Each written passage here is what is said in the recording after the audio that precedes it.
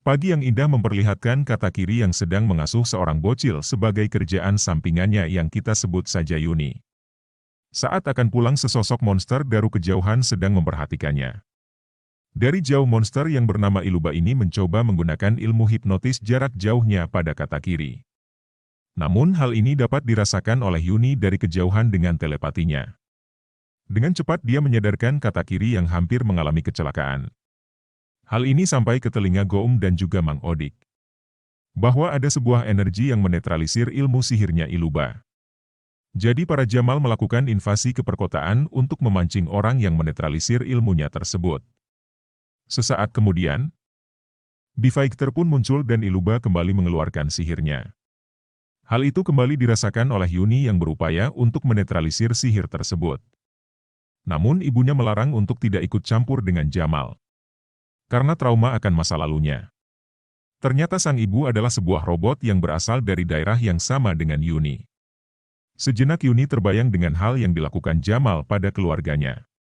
Yuni yang melihat Bifigter sedang kesusahan dengan telepatinya dan meminta izin untuk ikut ke medan tempur.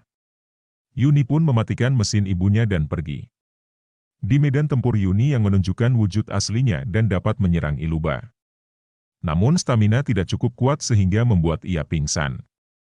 Bifigter membawanya ke markas Mang Odik untuk mendapat perawatan. Di sana Yuni bercerita kalau ia adalah seorang dewi dari sebuah planet. Namun karena suatu hal, planetnya diserang oleh Jamal sehingga petinggi di sana mengirim Yuni beserta pengasuhnya ke bumi dan hidup sebagai keluarga kecil tanpa ayah. Tak lama ibunya datang. Dikira Bifigter menculik Yuni, ibunya pun membawanya pergi. Di perjalanan mereka bertemu Iluba yang hendak menangkap Yuni. Saat terdesak, mereka pun dilindungi oleh Bifigter yang berhasil menyusul. Katagiri meyakinkan Yuni untuk berlindung ke tempat yang aman. Karena ia dan teman-temannya yang akan mengalahkan Jamal dan berjanji akan membawanya pulang ke planetnya.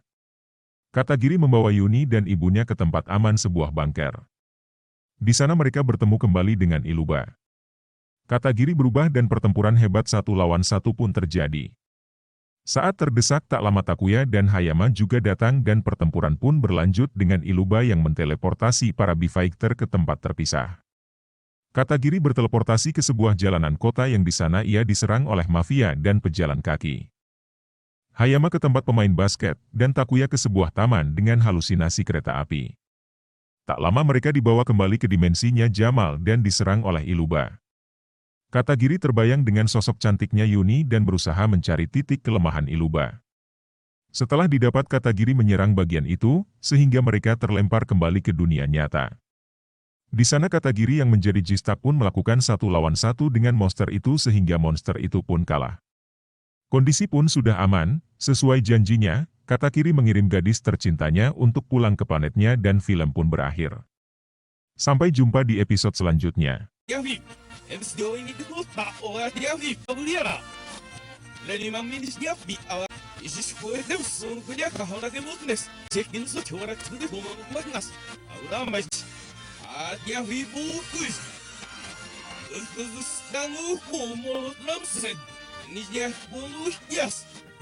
Yan soyu stanga zabuliera. Leni mamminis dia bi